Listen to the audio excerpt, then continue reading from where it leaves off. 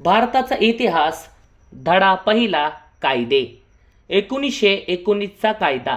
Montagu Chelmsford सुधारणासाठी कारणीभूत झालेली परिस्थिती. 1919चा कायदा नंबर 1. अपुऱ्या व असमाधानकारक मोर्ले मिंटो सुधारणा. 1919चा कायदा नंबर 2. क्रांतिकारकांचे प्रयत्न. ब्रिटिशांनी दिलेल्या सुधारणा देशाच्या स्वातंत्र्याच्या दृष्टीने अगदीच डोळ्यात धूळ फेकण्यासारख्या आहेत ही जाणीव आणि त्यातून क्रांतिकारकांना अधिकच चीड येत होती. 1919चा कायदा नंबर 3. काँग्रेस, मुस्लिम लीग व जहाल मवाळ ऐक्य. लखनौ करार 1916. 1919चा कायदा नंबर 4. परदेशात भारतीय लोकांवरील अत्याचार व असंतोष. आफ्रिका, ऑस्ट्रेलिया व कॅनडा या युरोपियन वसाहतीमधील भारतीय लोकांवर गोऱ्या वसाहतवाल्यांनी चालवलेल्या अन्याय व अत्याचार. 1919चा कायदा नंबर 5. आंतरराष्ट्रीय क्षेत्रातील घटनांचा परिणाम. 1919चा कायदा त्यात नंबर 6. पहिल्या महायुद्धाने निर्माण झालेली राजकीय परिस्थिती. 1919चा कायदा नंबर 7. होम रूल लीगची चळवळ. टिळक व ॲनी बेझंट यांची. 1919चा कायदा यात 8 नंबर. भारताच्या सुदैवाने नवा भारत मंत्री मॉन्टेग्यू हा भारताबद्दल आस्था व सहानुभूती बाळगणारा होता. त्याने ऑगस्ट घोषणा 20 ऑगस्ट 1917ला केली. 1919चा कायदा पार्श्वभूमी.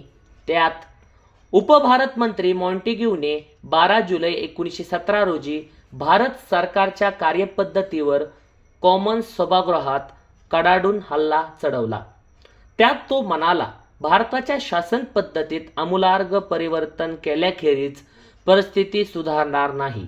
या भाषणानंतर अल्पावधीतच त्यावेळेचे भारतमंत्री चॅम्बरलिन यांनी राजीनामा दिला व त्यांची जागा एडविन मॉन्टेग्यूने घेतली.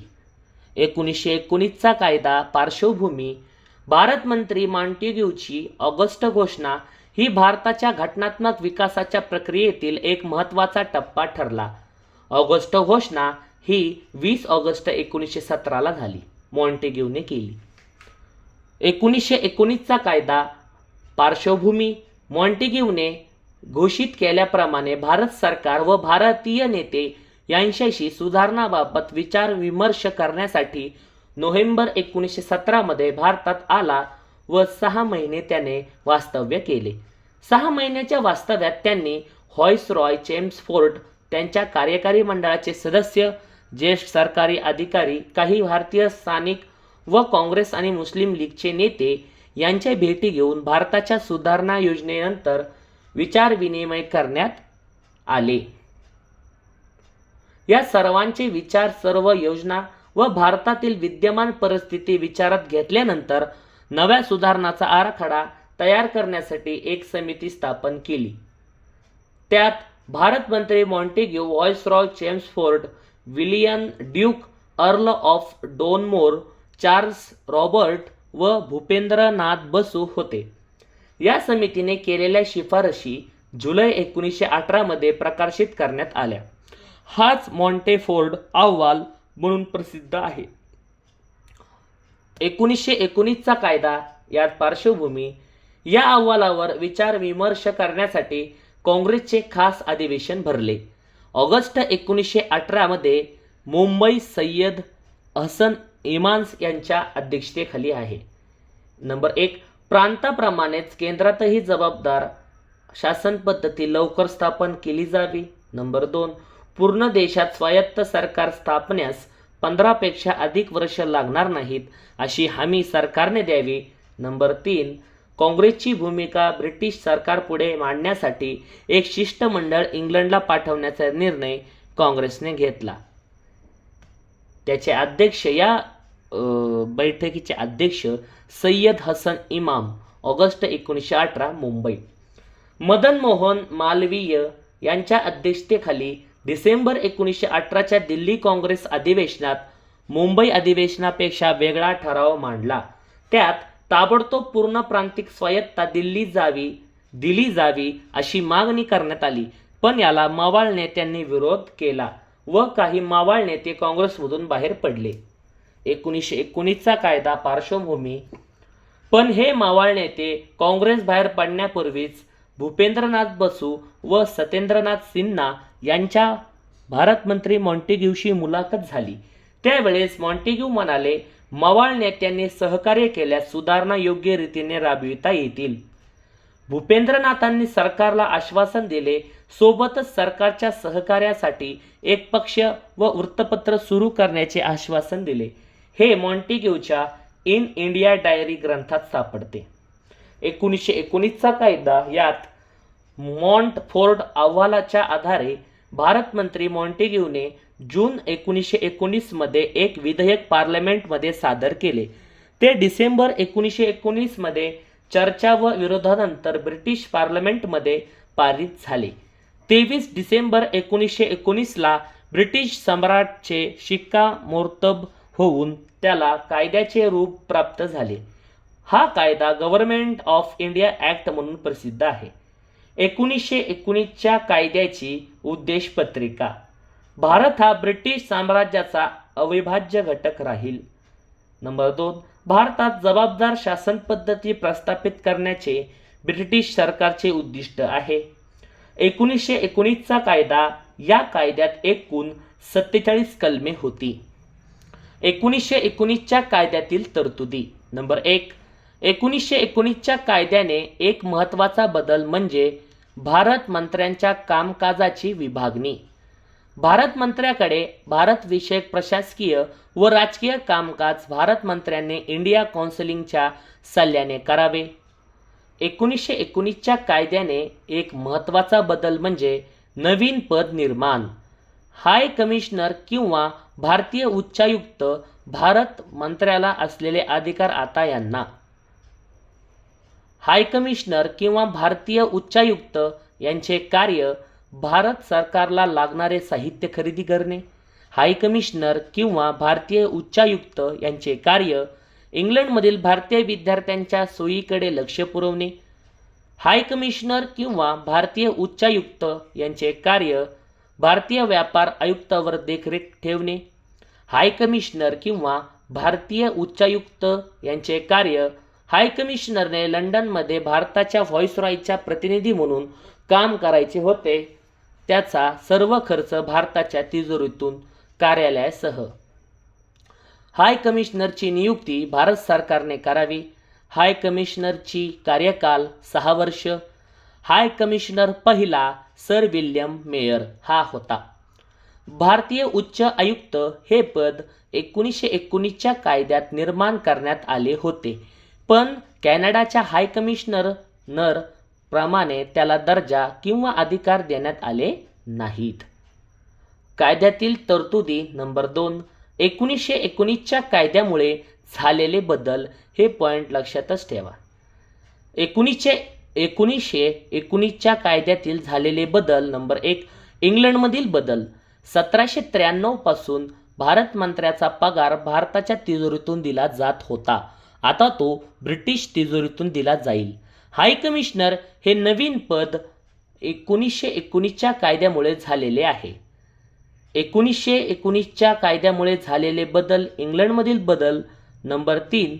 भारत मंत्र्यांचे केंद्र सरकारवरील नियंत्रण जसेच्या तसे ठेवले. 1919च्या कायद्यामुळे झालेले बदल. नंबर 2. भारत सरकारमध्ये झालेले बदल. केंद्र स्तरावर द्विगृही कायदेमंडळ स्थापन. राज्यसभा सदस्य 60. राज्यसभा कालावधी 5 वर्ष. कनिष्ठ सभागृह सदस्य 145.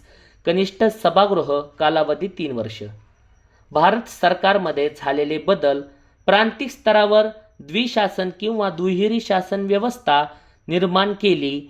1 एप्रिल 1921 पासून ते 1937 पर्यंत होती. नंबर 1. प्रांतिक स्तरावर द्विशासन किंवा दुहेरी शासन व्यवस्था निर्माण झाली. त्यात राखीव खाते, सोपीव खाते. प्रांताची सदस्य संख्या. बंगाल 140, मद्रास 132, संयुक्त प्रांत 123, मुंबई 114, बिहार 103, पंजाब 94. भारत सरकारमध्ये झालेले बदल शेषाधिकार केंद्राकडे असतील. 1935च्या कायद्यात गव्हर्नरकडे आहेत. 1935च्या कायद्यात गव्हर्नरकडे शेषाधिकार आहेत. 1919च्या कायद्यात नंबर 1. 1919च्या कायद्यात अस्पृश्यांचे प्रतिनिधी कालीचरण नंदा गवळी गणेश गवई. 1919च्या कायद्याचा विरोध लोकमान्य टिळक, ॲनी बेझंट, पंडित नेहरू, महात्मा गांधी, चित्तरंजन दास, सरदार पटेल. 1919च्या कायद्यात स्वागत करणारे ब्राह्मणेतर पक्षाचे नेते होते दिनशॉ वाच्छा, चंदावरकर, सेटलवाड. 1919च्या या कायद्याने गव्हर्नर जनरलचे परराष्ट्र खात्यावर प्रत्यक्ष नियंत्रण सुरू झाले.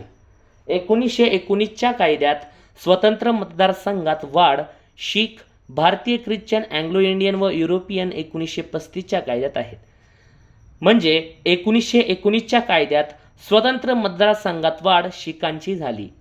भारतीय ख्रिश्चन, अँग्लो इंडियन व युरोपियन 1935च्या कायद्यात आहेत. 1919च्या कायद्यात व्हॉइसरॉयच्या कार्यकारी मंडळात 6 सदस्यांपैकी 3 सदस्य भारतीय असतील, सरसेनापती वगळून. 1919च्या कायद्यात प्रथमच प्रांताचे अर्थसंकल्प केंद्रीय अर्थसंकल्पापासून वेगळे मांडण्यास सुरुवात झाली. 1919च्या कायद्यात दर 10 वर्षांनी वैधानिक आयोग स्थापनाची तरतुदी. 2 वर्ष अगोदरच 1927ला सायमन कमिशन. 1919च्या कायद्यात मर्यादित मताधिकार, मालमत्ता व शिक्षण या आधारावर देण्यात आला होता. महिलांना मतदानाचा अधिकार नव्हता. 1919च्या कायद्यात ली कमिशनच्या शिफारशीनुसार 1926ला स्थापन लोकसेवा आयोग स्थापनाची तरतूद. 1919च्या कायद्यात हा कायदा तयार करण्यासाठी भूपेंद्रनाथ बसू यांनी मदत केली. 1919च्या कायद्यात प्रांतात द्विशासन पद्धती लागू. 1919च्या कायद्यात भारतीय विधानमंडळ अधिक प्रातिनिधिक बनवणे. 1919च्या कायद्याच्या चौकशीसाठी मुडीमन समिती स्थापन 1924ला. याच समितीचा अहवाल 1935च्या कायद्यात वापर आहे. मुडीमन समितीचा अहवाल 1935च्या कायद्यात आहे. 1919च्या कायद्यात 1925च्या केंद्रीय कार्यकारी मंडळाचे सभापती विठ्ठलभाई पटेल होते. 1919च्या कायद्यात ली कमिशनच्या शिफारशीनुसार 1926ला स्थापन लोकसेवा आयोग स्थापनाची तरतूद. कायदा नंबर 2. 1773चा कायदा. 1773चा कायद्याचा उद्देश नंबर 1. कर्मचाऱ्यांच्या आर्थिक सुबत्तेला आळा घालणे.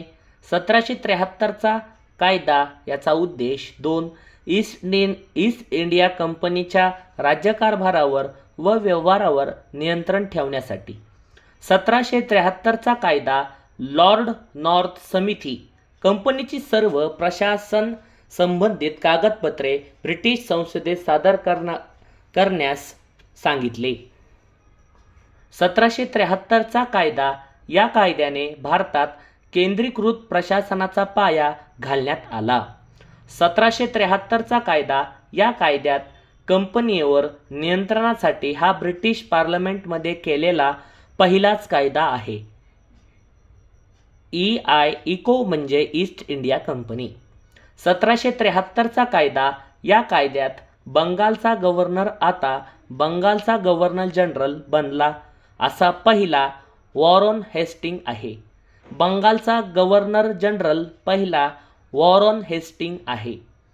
1773च्या कायद्यात गव्हर्नर जनरल इन काउन्सिल 4 जणांची होती, पण निर्णय बहुमताने घ्यायचे. केस्टिंग वोट गव्हर्नर जनरलकडे होते.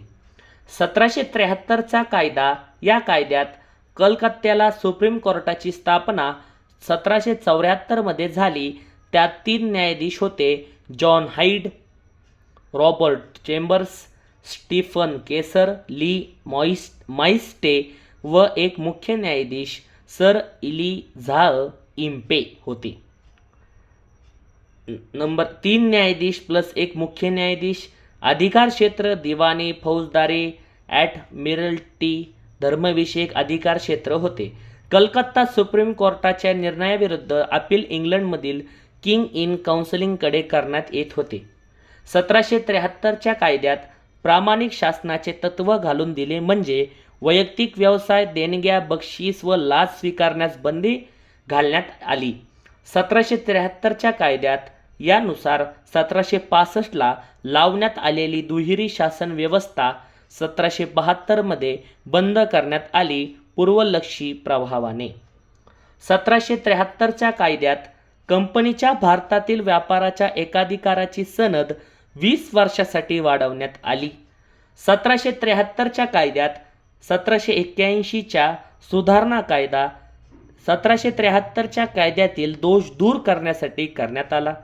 1781चा कायदा सुधारणा कायदा या कायद्याने सर्वोच्च न्यायालयाचे अधिकार क्षेत्र सुनिश्चित करण्यात आले. कायदा नंबर 3 1858चा कायदा. या कायद्याचे नाव the act for better government for India 1858. 1858च्या कायद्यात भारताची सत्ता या कायद्याने ईस्ट इंडिया कंपनीकडून ब्रिटिश पार्लमेंटकडे गेली. 1858चा कायदा. या कायद्यात कंपनीच्या राजवटीचा या कायद्याने शेवट किंवा इतश्री झाला. 1858च्या कायद्यात भारताच्या गव्हर्नर जनरलचे पदनाम बदलून गव्हर्नर जनरल व व्हाईसरॉय असे करण्यात आले. गव्हर्नर जनरल व व्हाईसरॉय पहिला लॉर्ड कनिंग आहे. 1858चा कायदा. या कायद्यात नियामक मंडळ व संचालक मंडळ बरखास्त करून त्या जागी भारताचा कारभार पाहण्यासाठी ब्रिटिश पार्लमेंटच्या वतीने भारत मंत्री हे पद निर्माण केले. त्याला मदत करण्यासाठी 15 जणांची इंडिया काउन्सिल निर्माण केली गेली. त्यातील 8 सदस्य राज्यसत्तेकडून व तर 7 सदस्य भूतपूर्व कंपनीकडून निवडण्याची तरतूद होती. पहिला भारत मंत्री लॉर्ड स्टॅनले आहे. कायदा नंबर 4 1861चा कायदा.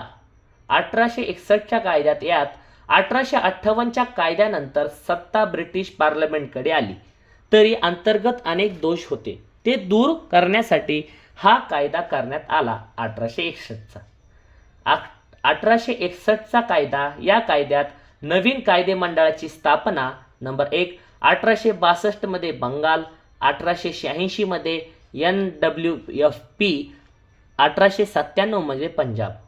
1861च्या कायद्यात मुंबई व मद्रासचे कायदे करण्याचे अधिकार बहाल विकेंद्रीकरण. 1861च्या कायद्यात अशासकीय सदस्य कायदे करण्याच्या प्रक्रियेत बनारसचा राजा सर दिनकरराव पतियालाचे महाराजा नॉमिनल करण्यात आले. नंबर 5 1935चा कायदा. 24 जुलै 1935 रोजी ब्रिटिश पार्लमेंटने कायदा पास केला, तर 2 ऑगस्ट 1935 रोजी 1935च्या कायद्याला इंग्लंडच्या राजाने संमती दिली. 1935च्या कायद्याचे स्तोत्र. नंबर 1 सायमन कमिशनचा अहवाल. 1935च्या कायद्याचे स्तोत्र. नंबर 2 नेहरू अहवाल. 1935च्या कायद्याचे स्तोत्र. 3 तीनही गोलमेज परिषदांची चर्चा. 1935च्या कायद्याचे स्तोत्र. नंबर 4 ब्रिटिश सरकारची श्वेतपत्रिका. 1935च्या कायद्याचे स्तोत्र. नंबर 5 पार्लमेंटच्या संयुक्त निवडक समिती. 1935च्या कायद्याचे स्तोत्र. नंबर 6 लोथियन अहवाल. 1935च्या कायद्याचे स्तोत्र. नंबर 7 मुडीमन समिती. 1935च्या कायद्याचे स्तोत्र. नंबर 8 जिन्नांची 14 मुद्दे. 1935चा कायदा अंमलात आला 1 एप्रिल 1937ला, परंतु तो पूर्णतः नव्हे तर केवळ अंशतः अंमलात आला. ते पण सप्टेंबर 1939 मध्ये या कायद्याची अंमलबजावणी दुसऱ्या महायुद्धाकाळात स्थगित करण्यात आली. 1935च्या कायद्यात भारताला स्वायत्त राज्याचा दर्जा क्रमशः देणे हे भारताबाबतचे ब्रिटिश राज्यकर्त्यांचे अंतिम उद्दिष्ट आहे, असे या 1935च्या कायद्यात दिले. 1935च्या कायद्याच्या तरतुदी नंबर 1. 1858च्या कायद्याने स्थापन केलेले इंडिया काउन्सिल या कायद्याने रद्द करण्यात आली. त्याऐवजी सल्लागार मंडळ नेमले. 1935च्या कायद्यानुसार सल्लागार मंडळ. 1935च्या कायद्याच्या तरतुदी नंबर 2. भारत मंत्र्यांचे स्थान या कायद्याने अबाधित राहिले पण अधिकार कमी झाले. 1935च्या कायद्याच्या तरतुदी नंबर 3. 1919च्या कायद्याने निर्माण केलेले हाय कमिशनर हे पद 1935च्या कायद्याने कायम ठेवले. 1935च्या कायद्याच्या तरतुदी नंबर 4. कलमे 321 14 भाग 10 परिशिष्टे होती. म्हणजे 1935च्या कायद्यात कलमे 321 14 भाग 10 परिशिष्टे होती. 1935च्या कायद्याच्या तरतुदी नंबर 5. अखिल भारतीय संघराज्य स्थापनांची तरतूद होती पण अस्तित्वात आली नाही, कारण स्थानिकांना संघराज्यात सामील होणे ऐच्छिक होते. ते सामील न झाल्याने संघराज्य या कायद्यानुसार कधीच अस्तित्वात आले नाही. यात गव्हर्नरांचे प्रांत, चीफ कमिशनरांचे प्रांत व स्थानिकांची राज्य येणार होती. 1935च्या कायद्याच्या तरतुदी नंबर 6. स्वतंत्र मतदारसंघ. साधारण मुस्लिम, Anglo Indian, Indian Christian, European, शीख, कामगार, जमीनदार, वाणिज्य व उद्योग, पुणे करार व जातीय निवड्यावर आधारलेले होते. 1935च्या कायद्याच्या तरतुदी त्यातील 3 सूची नंबर 1. संघ सूची. विषय 59. लष्कर, परराष्ट्र व्यवहार, चलन, पोस्ट, तार, टपाल. दुसरी सूची प्रांतिक सूची. विषय 54. तुरुंग, पोलीस, जमीन, महसूल, स्थानिक स्वराज्य संस्था. तिसरी सूची समवर्त सूची. हीच रचना घटनेत घेतली. समवर्त सूचीचे विषय 36. वीज पुरवठा, विवाह, कामगार कायदे. 1935च्या कायद्याच्या तरतुदी नंबर 7. शेषाधिकार गव्हर्नर जनरलकडे होते. 1919च्या कायद्यानुसार केंद्र सरकारला आहे. 1935च्या कायद्याचे तरतुदी यातील 1935चा कायदा यात शेषाधिकार गव्हर्नर जनरलकडे आहेत. 1919च्या कायद्यात केंद्र सरकारला शेषाधिकार आहे. 1935चा कायदा तरतुदी. 1919च्या कायद्यानुसार जी प्रांतिक स्तरावर द्विशासन व्यवस्था निर्माण केली ती आता केंद्र पातळीवर निर्माण करण्यात आली. द्विशासन व्यवस्था ही आता केंद्र पातळीवर निर्माण झाली. 1935चा कायदा तरतुदी. प्रांतिक स्तरावर प्रांतिक स्वायत्ता लागू 1 एप्रिल 1937 ते 1937 ते 1939 पर्यंत होती. 1935च्या कायद्यात तरतुदी. प्रादेशिक बदल कोणते केले? प्रादेशिक बदल नंबर 1. भारतापासून ब्रह्मदेश वेगळा केला गेला. प्रादेशिक बदल नंबर 2. एडनचा ताबा ब्रिटिश वसाहतीक कार्यालयाकडे सोपवले.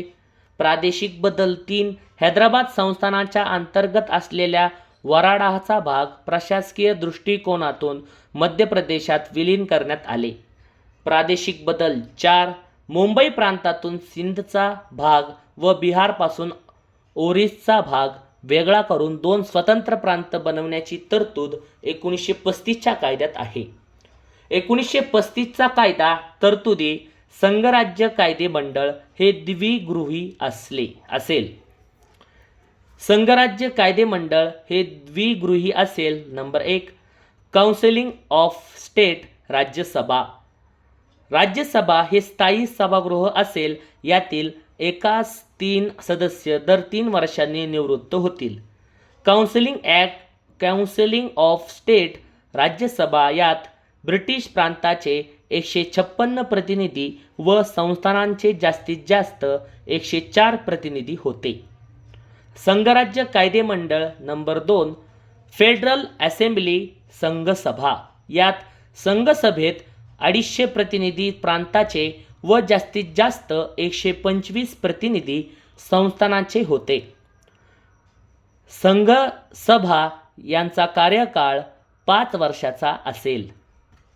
1935चा कायदा तरतुदी 6 प्रांतात द्विगृही कायदेमंडळ बंगाल, बॉम्बे, मद्रास, संयुक्त प्रांत, बिहार, आसाम. 1935चा कायदा तरतुदी महाराष्ट्र कायदेमंडळाबाबत. 1935च्या कायद्यानुसारच महाराष्ट्रात द्विगृही विधानमंडळे जुलै 1937 रोजी अस्तित्वात आले. 20 जुलै 1937 रोजी पुणे येथील काउन्सिलिंग हॉलमध्ये दुपारी 2 वाजता विधान परिषदेची पहिली बैठक भरली. 1955 पर्यंत विधान परिषदेचे हिवाळी अधिवेशन पुण्याला भरत असे, त्यानंतर नागपूरला. महाराष्ट्र कायदेमंडळाबाबत. विधान परिषदेच्या स्थापनेवेळेस सदस्य संख्या 1937ला 29 होती. नंतर 1957ला 108 झाली. महाराष्ट्र स्थापनेपासून 1960 पासून 78 इतकी सदस्य संख्या आहे.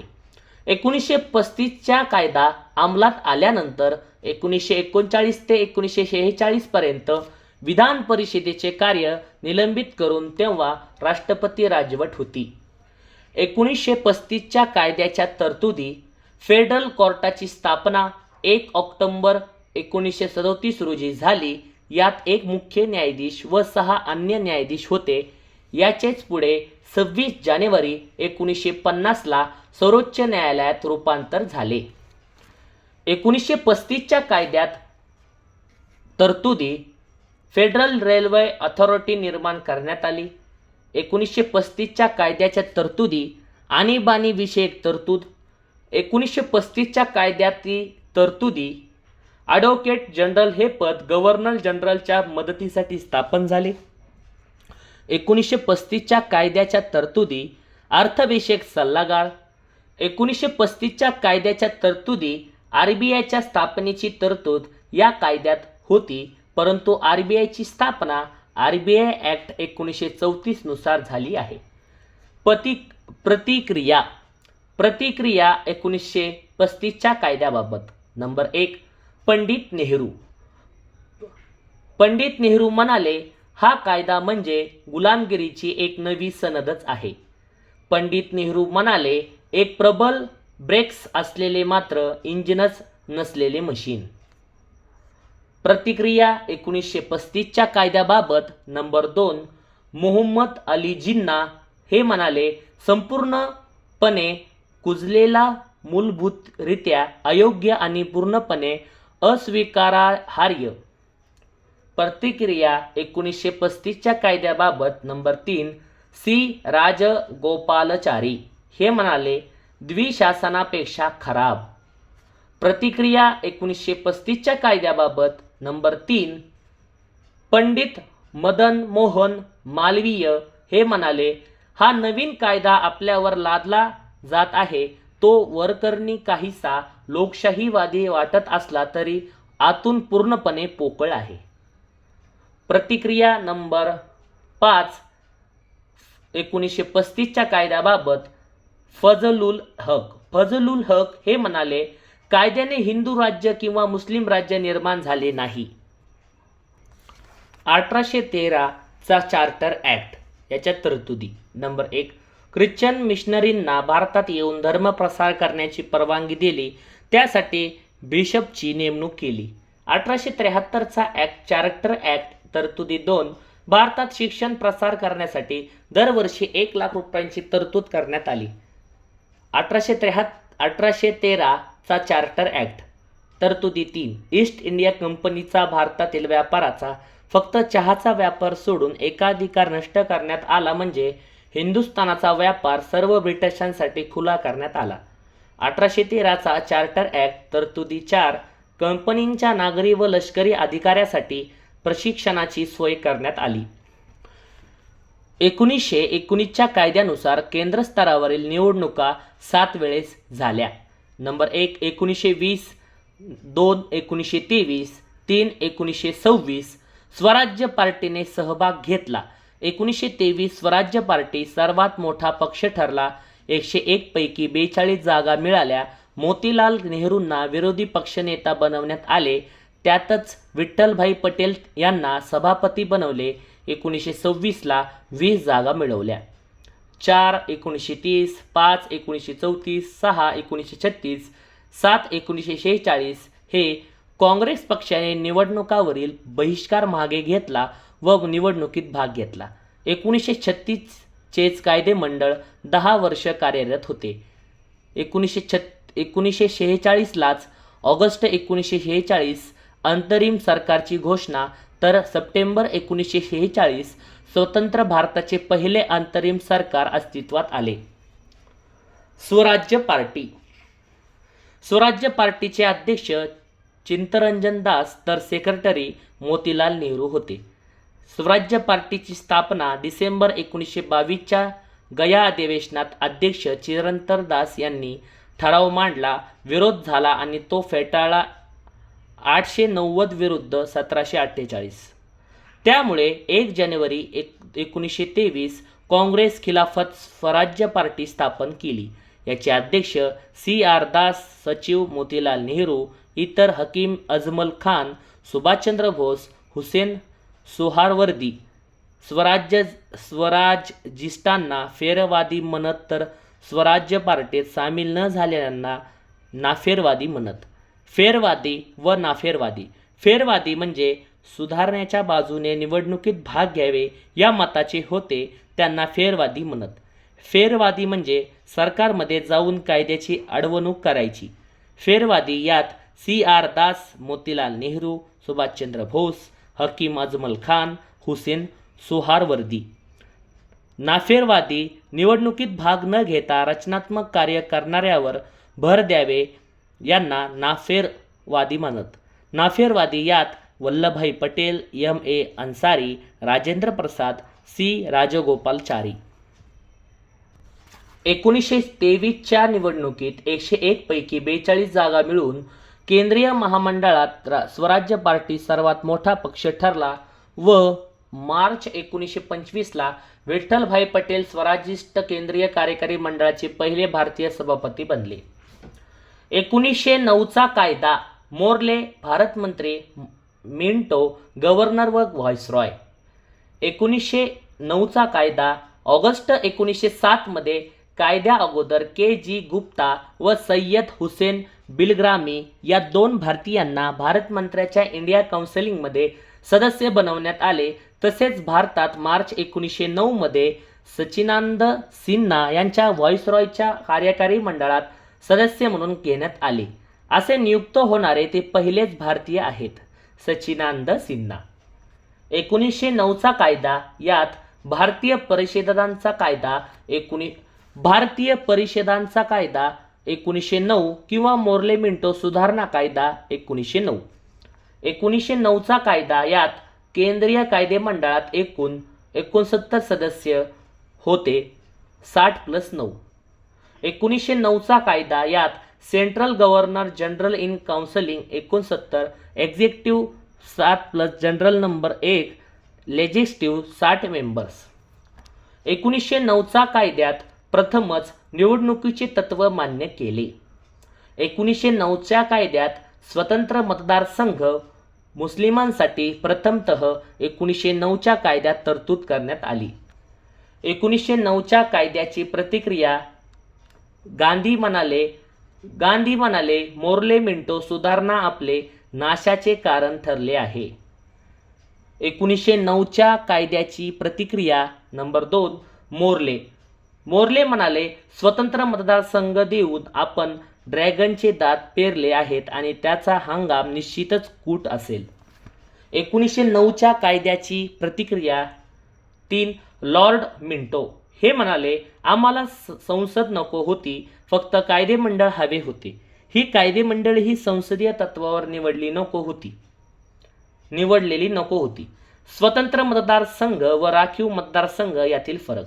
स्वतंत्र मतदारसंघ उमेदवार व मतदार एकाच जातीचे पाहिजेत. स्वतंत्र मतदारसंघ यात उदाहरणार्थ मुस्लिम उमेदवार उभा राहिला असेल तर मतदानही फक्त मुस्लिमच मतदान करू शकतात, इतर नाही. राखीव मतदारसंघ म्हणजे उमेदवार राखीव पण मतदार सर्वच असतात.